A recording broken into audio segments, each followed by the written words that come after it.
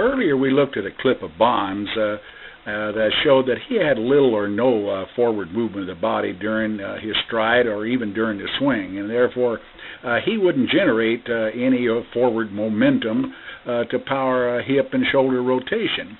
But then one would ask, well, what about a batter that does have forward movement of the body? Does he generate momentum that can be used? Well, let's take a look, and we'll start taking him forward then, and we'll see how forward he moves.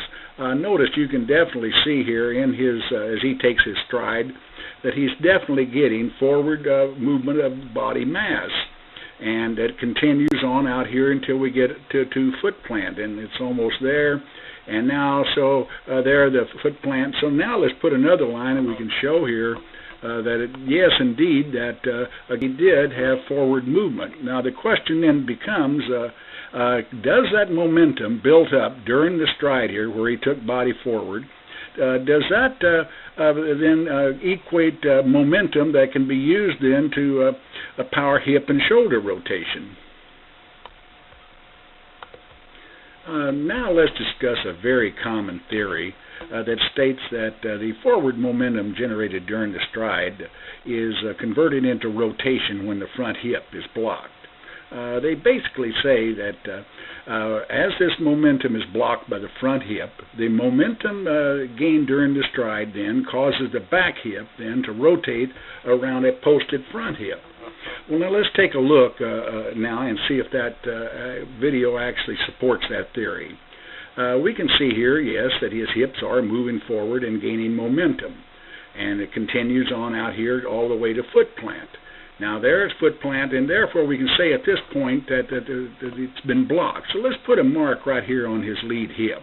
I think that's close enough. And notice now then, if this theory is true, then the momentum generated would cause the hips to rotate around that point. But I want to point out something else, and that is at this point all forward movement has stopped. In other words, there is no velocity left now in the body, as therefore the momentum has come to rest. And any momentum that was generated during that stride has now been dissipated in the front leg. But anyway, let's rotate him on forward here now and see what happens. Notice now that the hips are turning. And in fact, now we notice here that other than just being blocked, the front hip now has been moved back to this position here. It is actually going rearward. And as we continue on around, the hip continues to move backward. In fact, when we get all the way around here and out of contact, there, now we see that the hip moved back to here. So other than the front hip now being the center of rotation and acting like a hinge for the back hip to swing around, we see that the front hip actually is pushed backward by the extension of that lead leg. Now I think let's back up here then and cover a little different analysis of this. I think a better analysis would be to state that as the front leg blocks the forward movement of the body, that its momentum, the momentum of the hips now at this point, has been transferred into the front leg and therefore on into the ground and into the stretching of the muscles of the front leg. Because like I said, at this point now then, there is no more momentum to cause the hips to swing. There is no more velocity and therefore no momentum left in the hips now to swing around. So therefore, what actually happens here now then is that energy that was stored in the lead leg compressed the muscles, and they now then start to extend.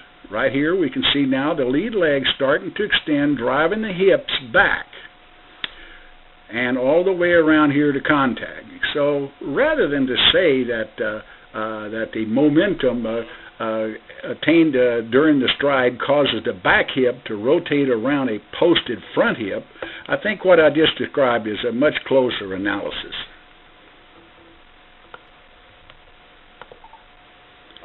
In conclusion, I think this clip shows that once the forward movement of the body is blocked by the front leg, that the momentum developed in the body then is then depleted in the stretching of the muscles of the lead leg, and then It is the contraction of those muscles of the lead leg that drives the front hip rearward at the same rate now that the back hip now is being rotated forward. And therefore, I think, other than saying that the swing looks more like the hip swinging is more like a gate swinging on a fixed hinge, that we actually have the hips rotating evenly about a fixed point. In other words, it would appear much more like a rotating door, a revolving door, than it would be a gate swinging on fixed hinges.